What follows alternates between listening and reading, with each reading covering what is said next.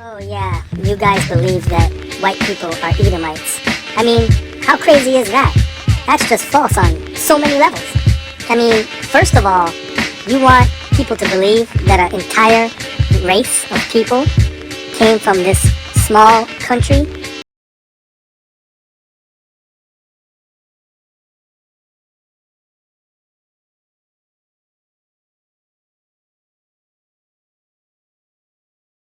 Just south of Israel? Second of all, if you just look in Genesis chapter 10, the book of Bereshit, you will see that the table of nations is listed there. And the majority of people classified as white are actually the descendants of Noah's son, Japheth.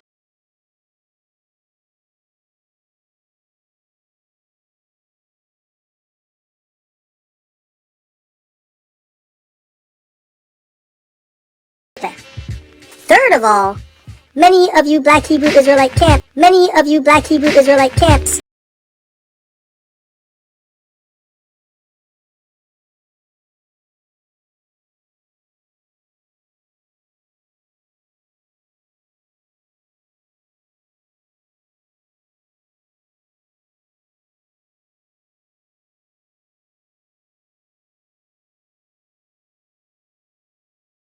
base this lie on Genesis 25:25, where it talks about Esau coming out red, and that he was red all over like a hairy garment, and they called his name Esau. Many of you guys believe that the word red was used to describe Esau as a white man.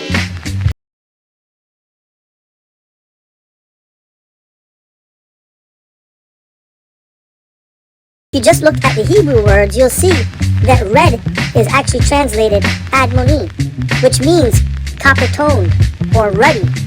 This is the same word used to describe King David in 1 Samuel chapter 16, verse 12. If you just do your research, you'll see that the word red or ruddy was never used in biblical times to describe a man with white skin. In fact, the Hebrew word for white is laven.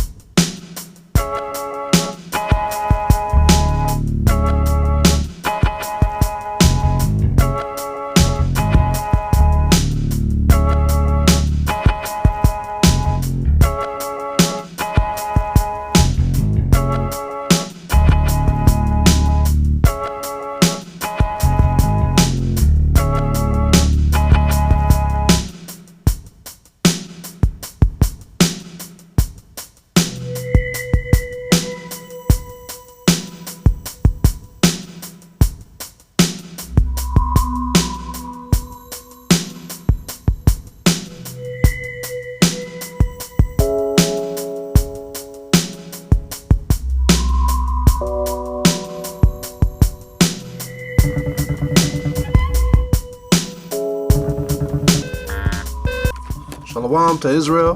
This is going out to the 12 tribes of Israel scattered abroad. This is information I just want to bring to you. This is I.U.I.C. I want to go over this Japheth thing. This Japheth thing is really irritating me. So I want to show you that Japheth is not the white man. Japheth is the islanders. Okay? Japheth is black, just like the 12 tribes of Israel. Japheth looks like the 12 tribes of Israel. Okay? Ham favors the 12 tribes of Israel.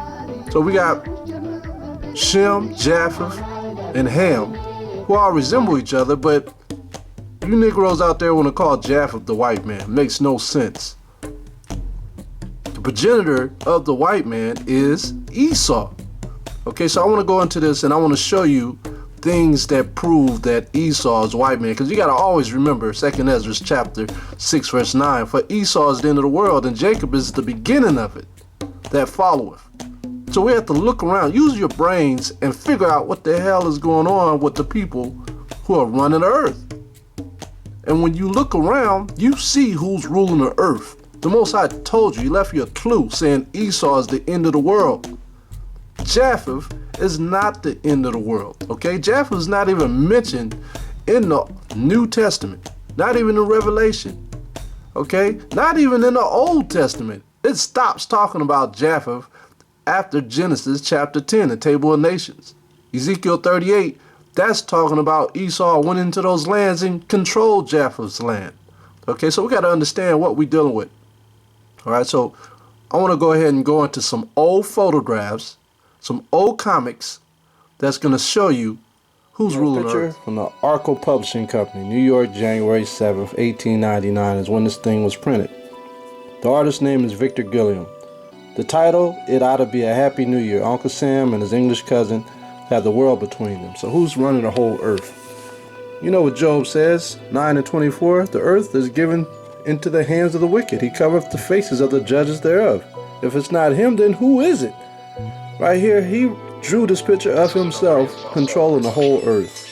And as you can see, he got a split personality, but one is covering the west and the other is covering the east. They got ships on both of their chests, as you can see. Exports and imports, it controls all. Up under them, you see all the countries that they have conquered. Right? You see China, Egypt, Philippines, Cuba, Puerto Rico, Africa, India, Canada.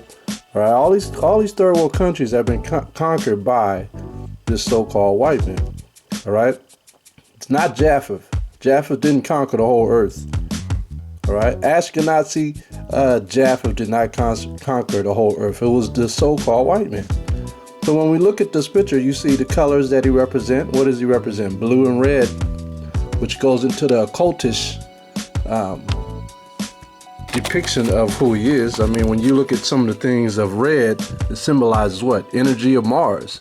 You got another one that symbolizes blue, which is the energies of Jupiter.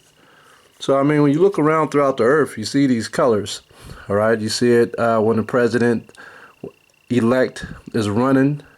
You'll see the blue states versus the red states. You see the Crips and the Bloods. All right. You see police with the colors of their sirens. All of this goes back to the occultish stuff from Babylon and Persia. All right. So we got to understand where this stuff comes from. Now look at this picture. And a lot of you Negroes who were into that Crips and Blood thing didn't even know you were following a judgment of the so-called wicked from jump. All right. And now you've fallen into the same pit. So let's look at this closer. As you can see at the top of the chart, it shows Judge, shows the date, January 7th, 1899, beginning of his year. Not the beginning of our year, but the beginning of Esau's year. As you look down, you see his hands of the United States, Uncle Sam. He has his hand in the shape of a gun. How did he take over the whole world? By the shape of a gun. That's also a Masonic hand gesture. Right? You look at the clouds on his left sleeve. All right, that falls right under the prophecies of Obadiah. Though he exalt himself amongst the clouds, I will bring him down. Though he set himself amongst the stars, I will bring him down. Look at the stars on his hat. Look at the stars on his sleeves. All right, near his cuffs. Look at the stars on his chest. Okay, so this is talking about Esau. So Esau is the white man. They're showing you all the symbology. A picture is worth 1,000 words. Now, as you drop down under this globe, you see his pants leg as though it's dripping down on his boots. Okay, that's showing what? It's showing that this place is falling apart. You look to your left, you see a black shadow, which symbolizes a black pit. All right. So, I mean, he's falling fast. You see smoke going up from the cigarette into the sky. What is that symbolizing? That's symbolizing destruction. All right, so there's several ways you can look at this picture, but the end result is he is conquering the whole earth, and he's getting fat by the luxuries of the resources of the poor people. All right, remember Esau's blessing was that you shall inherit the fat of the earth, and by your sword you shall live, in Genesis chapter 27. Okay, so all of these things are fitting the prophecies of Esau, not Japheth, but Esau. Look at his face, it's red, right? Look at his hands, they're red, all the way around. You look at England, their hands are open, they're open in. The United States is closed in, meaning they're more judicial, or more in, they're more than enforcers. Whereas you got the The British, they're more of a legislative or judicial system. Their hands are open, ready to make decisions. Okay? So you gotta understand all the symbology. Symbology, it all represents something. And you have to understand what the representation of it is. Okay, let's move on to the next. Okay, so what you have here is what? Uncle Sam. And look at all the victims of Uncle Sam. These are all the nations of the earth. And which way are they faced? They're not facing east. Okay, when we bury each other, we bury ourselves with our heads facing the east, not facing, when these men rise, they're going to rise which way? Towards the west. Why? Because Esau is the god of the west. Okay, but when the Most High said to bury someone, he said to bury them facing what? The east, towards Jerusalem. So this whole picture is backwards. Okay, look at the cannon. He conquered all the men with what? With the gun. Look at this. This is Genesis chapter 27, verse 37. And Isaac answered and said unto Esau, Behold, I have made him thy Lord, and all his brethren have I given to him for servants, and with corn and wine have I sustained him. And what shall I do now unto you, my son? And Esau said unto his father, Hast thou but one blessing, my father? Bless me, even me also, O my father. And Esau lifted up his voice and wept. And Isaac his father answered and said unto him, Behold, thy dwelling shall be the fatness of the earth, and the dew, and of the dew of heaven from above. And by thy sword shalt thou live, and shalt serve thy brother. So how did he live? How did he destroy his brother? There it is. We're looking at it. The cannon, the gunpowder, the Gatling gun. Look around, amigo. Weep and rock. See, amigo. This is Apache territory. Those Comanche don't need another enemy. See that Gatling gun? Look at all the bullets around him. All the little bullets around him. All right? That's how he lives. He depends on this. That's his pride. Look how he boasts his chest out. Look how he looks at you through the eyes, through the corner of his eyes. That's a boastful, prideful man. Okay? Not only does he have a cannon, a Gatling gun, he has a sword. See that sword? It's right on the side. Now look over here towards his hand. What does he got? He got a rifle. Okay? Look right here around his neck. That yoke is what he's untying. That's why it's in an untied fashion where he can untie it. Okay? Now you wear the yoke. Okay? Which is a tie. Okay, let's go to the next one. I'm just running through this real quick. I just want to show you how Esau's pictures tells on him that he is not Japheth, even though he wants to be Japheth, so you don't figure it out. Okay, but he's Esau. He's destroyed all the nations of the earth. Now here you got Esau, you got Uncle Sam, you got Great Britain. All right. Now, out of these people, of course, you can see it. It says down at the bottom. It says the white man's burden. Okay. 1899. It's another 1899 picture. Okay. And as you look down on each rock, I mean, you got him. He has a what? Salvation Army patch, which the Salvation Army was killing a lot of our people. Today, the keepers of the oath, they call themselves. And the banks are there, the Templars, the power. The name is Switzerland. It's just another name for the Templars. The Red Shield, the Red Shield. On the Swiss embassy in Moscow, in Russia. The Templars' shield. Rothschild in the at the embassy in London. Swiss embassy in Libya. Even in Muslim countries, they show the red shield. Okay, you look at the basket that's on his back. Who's in his basket? You got all the nations.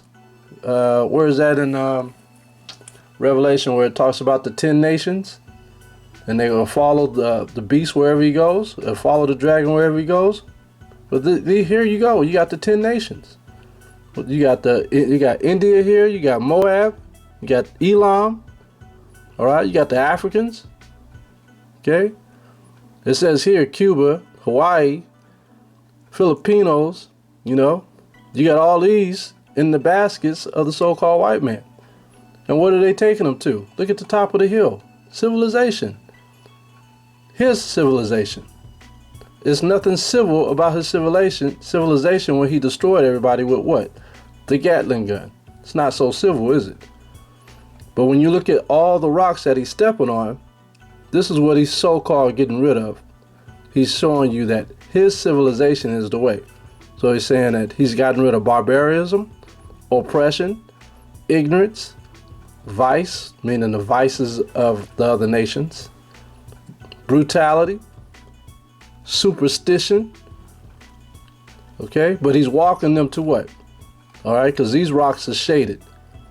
He's walking them to what? Up under civilization, you got what? Slavery, ignorance, vice, cannibalism. All right, so he's taking them to more destruction. He's freeing them from one form of destruction to another form of destruction. Okay, and this is his rod. Just like in Psalms chapter 13. This is what the heathen have. He has a rod in his hand that says, "Arise, O power, disappoint him, cast him down," meaning the wicked, cast him down. "Deliver my soul from the wicked, which is thy sword." So when Israel fell from not keeping the Lord's laws, statutes, and commandments, we fell to what? The enemies. And the enemies' sword is what's destroying us. So he's using not only this man's staff, but he's using this man called Esau to destroy not only us, but all nations of people. That's why you see 5 and 5 in each basket. Okay? 5 different types of men. When you look at Zechariah chapter 12, let me finish reading this. Verse 14 says, "From men which are thy hand, O power, from men of the world, which have their portion in this life." So Esau has his portion in this life. It says, "And whose belly thou fillest with thy hidden treasure." Right? The hidden treasure of who? The Israelites' hidden treasure. It says, "They are full of children and leave the rest of their substance to their babes." So everything that they've stolen from us, you look at the Aztecs, the Incas, the Mayas, you know, you look at the Negroes, you look at the American Indians, you know, all these people had their own jewelry, they had their own gold, they had their own silver and diamonds. Okay? And what the so-called white man did was he came and took that from our forefathers, from the Incas, from the Aztecs, from the Mayas, from the Negroes, from the American Indians. He took that stuff and he put it in the bank and he used it as investments for his children. And so that's why you see a lot of the Latinos and the Negroes and the American Indians looking all poor and homeless nowadays. I mean, you know, there's a reason for that. We was rich before that. But now the sword, which is the so-called enemy, is ruling over us because why? Because our forefathers, before the conquistadors came, our forefathers was going off. They wasn't keeping God's law, statutes, and commandments. That's why they fell off. And what happened? The Most High, he turned his face away from us. Okay? He turned his face away from us and he allowed wickedness to come upon us. So we have to understand why we're in this predicament today. Okay? So let's go to Zechariah. I want to show you this in Zechariah, how our forefathers fit the prophecies of the Bible. Let's go to Zechariah. I believe it's chapter 8. Yeah. Let's go to Zechariah chapter 8, verse 22. And then, like I said, you can see 10 men in the baskets here being carried up this hypocritical mountain to civilization, which is really slavery. This is Zechariah 8 and 22. It says, "Yea, many people and strong nations shall come to seek the Most High of hosts in Jerusalem, and to pray before the Most High." This is when we come back into power.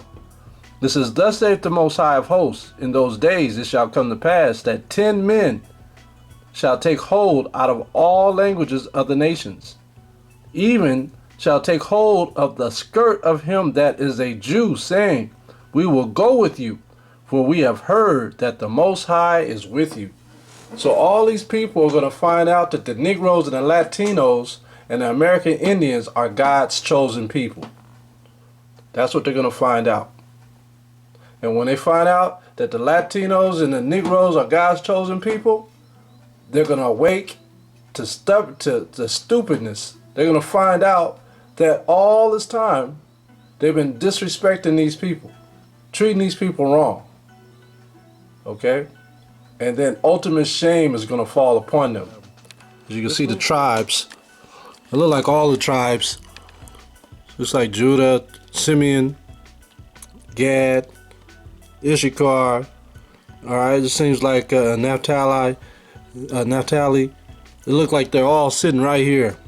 And the images that Esau's portraying, as he wants to show, he showed us what he could do with his sons, and now he wants to show what he could do with his daughters.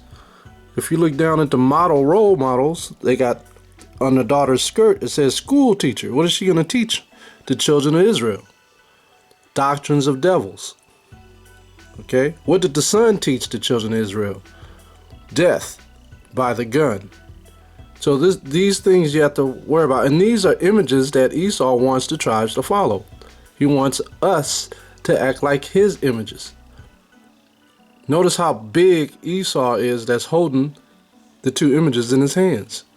He's given a false doctrine with his hands open facing upwards to the people of the islands, to the people of the lands. All right? He's coming in peace, but his peace is destruction. The books that he's providing towards our people is to destroy us mentally, and the gun is to destroy us physically. So it's just small images, and they're showing him as a god. As you look at him, they're looking up. They're not looking down at him. Look how the Gadite woman is holding her baby close to her bosom in fear. You know, they all got angry faces looking at the so-called white man, who was Edom. Okay? So we just got to understand what we're dealing with. And what does he say? This picture is titled, It's Up to Them. Just like the liquor stores on our corners, the churches on our corners, what do they say? It's up to you to go to these churches, to go to these liquor stores, to buy what I give you. Your food, your water, your clothing. It's up to you. You really don't have a choice because there's no other options. The name of this picture is called School Begins. And I read the subtopic. It says, Uncle Sam to his new class in civilization. Now, children, you've got to learn these lessons whether you want to hear it or not. But just take a look at the class ahead of you and remember that in a little while you will feel glad to be here as they are. So, what are they doing? Pushing his civilization on them. You look at the top above the doorpost, you got it says the government states, or the Confederate States refuse, I'm trying to read it, something consent to be governed, but the Union was preserved without their consent. Oh, so it's basically telling you that whether they agreed or disagreed, the Confederacy was going to continue to push their civilization on these people. All right, so it didn't matter if they were civilized or not. They're going to have to bow down. Let's read what it says behind the Edomite children. It says, the consent of the governed is a good thing in theory, but very rare in fact. England was governed in her colonies, whether they consented or not. By not waiting for their consent, she was greatly advanced to world civilization.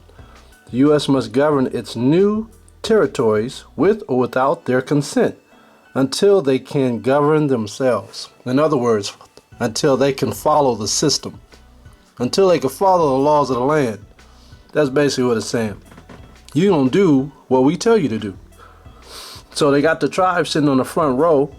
They got the Puerto Ricans, the Cubans. They put Filipinos and Hawaiians in there, Japheth in there.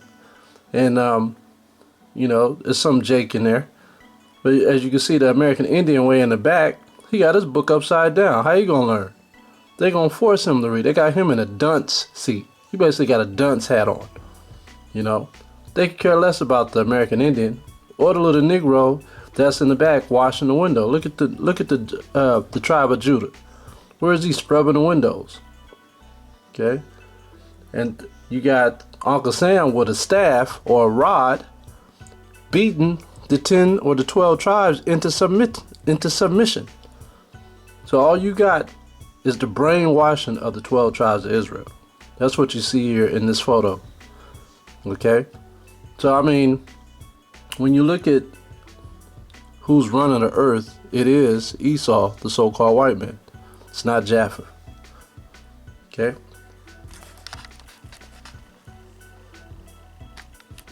You can also look at their faces. Look at the faces of these tribes. They look scared, horrified. These are children. They're scared. They don't have the adults in it. The adults are being killed. But they got Jake pretty much in fear of being beaten down into submission with this doctrine, whether they follow it or not. You got a very fat Uncle Sam. Looks like Penguin from Batman. Got a cigar in his mouth. And that's all Penguin is a representation of, is a fat Uncle Sam. Okay? So, and he's crooked. Okay? Look at the hands that are out. They're all different shades of colors. And why is that? Because he's running the nations. Esau is in charge. All the nations have their hands out for his help. Okay? You can't get anything. You can't export or import unless he allows it. If you don't want to follow him, he'll put an embargo on you. You saw Cuba. Here they are putting restoring old cars that they received from Russia with no parts. So they Mickey Mousing the parts. Now they got a show about it. But for years, they couldn't participate in the export and imports. All right, so this is all a form of following someone who will squeeze you out. I call them hitmen. Esau or the Edomites are hitmen, meaning if you don't follow what they say, they either kill you or they put restraints on you where you can't do what you want to do. And they will squeeze you out until you beg for mercy, okay, from them to receive their goods. So look at the ships that's up under his right arm. You notice the ship under his right arm? Why has he got the ships? That's his major way of making money. Like I always say, we have airplanes, but ships are the major way of transporting goods. You got Evergreen, you got China Express, you got Yang Ming. When you look at the ships going into these ports, the ships used to be really big. Now they're getting smaller, but now they're starting to grow again. But all the ships, they're constantly coming in and out. I count about 12 to 13 ships a day because I'm always looking at the ports when I'm driving to and fro from work. So I always see about 13 ships every morning coming from different countries into the port of Oakland. And there's ports all over. New Jersey, Long Beach, Seattle, Texas. But those exports and imports, those are the largest ports in the United States. And that's how the United States makes their money. Okay? I could go into the China thing about their ports being exploded or blew up. And there's some gainsaying saying that it is the U.S., but that's the Most High causing all this confusion. All right, the Most High is doing it. We're at the end. But look at this picture again. And like I said, when you read the scriptures, Genesis chapter 27, is it 27? Talks about Esau's blessing, and it says that the fat of the earth, that he would get his wealth by the sword, and that's what he got. That's what you see here. Now this is a residual of him already overcoming his enemies, and he's sitting back getting fat. Okay, look at the stars on top of his hat. Okay, when you read Obadiah, it talks about the stars falling. Isaiah 14 talks about this man falling from the sky. Look at how prideful he looks. Look at how dark his eyes are. Look at his hair, it's gray, showing that he's been doing this for a while. He's an old, ancient man. Okay? There's all kinds of symbols. You know? Black shoes. On and on and on. You can find a million things with this picture. A picture is worth 1,000 words. Alright?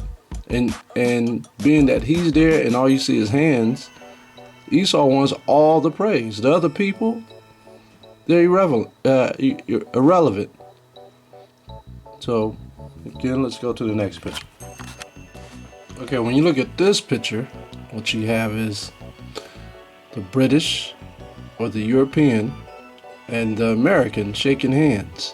As you can see, they control the whole earth. The earth is given into the hands of the wicked. Alright, so you see two Edomites getting ready to shake hands. You don't see any other nations.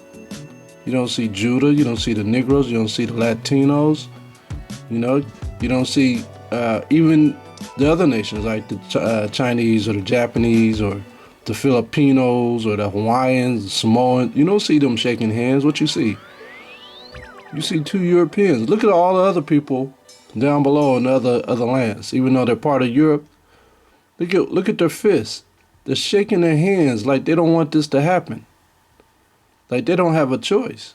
Like their big brother is making a decision for them. And look in the waters. They're going to war. Look at the explosions going on. Look at the flags that are represented. Two European countries coming together to rule the earth. And then right between them, on the top, you see judge. Okay? And how did the Americans win? Look at the rifle that he's holding in his left hand, right? The Most High said that on the left-hand side was going to take down the right-hand side if they failed to follow instructions. The right-hand side is Israel. They got taken down. Okay? Look at it. He got a backpack on. He's a man of the field. There's explosions not only on the earth, but up in the sky too. You can see explosions behind him up in the sky. Okay? Look at America though. Look where his right foot is. You see an explosion right where his right foot is. Okay? There's a lot of little symbols in this thing. You look at the British. What do they got? He got a clock going in his top pocket. This is just showing you that the time is short. And he's reaching to it. Okay? There's a lot of little symbols that Esau drew in the 1800s and 1900s. And the Most High put that spirit on him to put this stuff out. So now, during these times, we can see that we're at the end. That this man that's ruling the earth is Esau. This is not Japheth. This is Esau. Okay?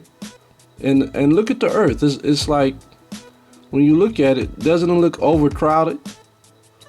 Like the people have multiplied so great that there's no more room left on the earth. Okay? So, I mean, it's evident. I mean, he's showing you all through these little comics, you know, through the music. He's showing you all kinds of stuff, showing that Satan has blessed him to rule the earth for a short time.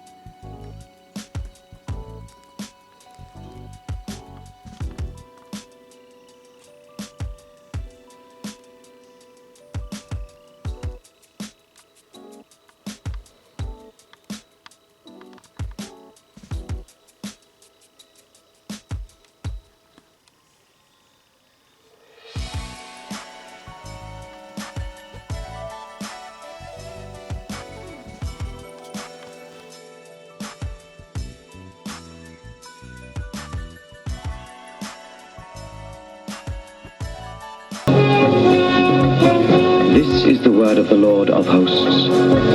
I took you from the pastures and from following the sheep to to be prince over my people Israel.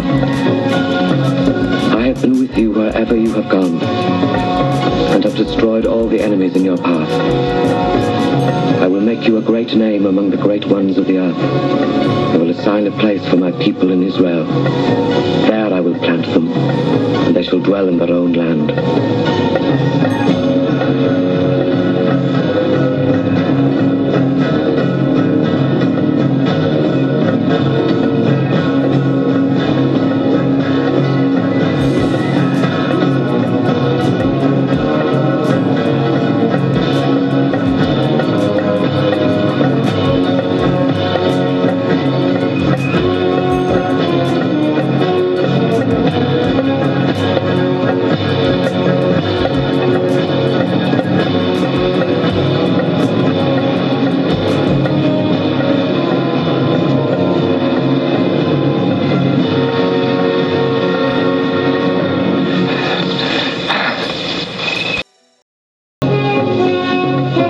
This is the word of the Lord of hosts. I took you from the pastures and from following the sheep to be prince over my people Israel. I have been with you wherever you have gone, and have destroyed all the enemies in your path. I will make you a great name among the great ones of the earth. I will assign a place for my people in Israel. There I will plant them, and they shall dwell in their own land.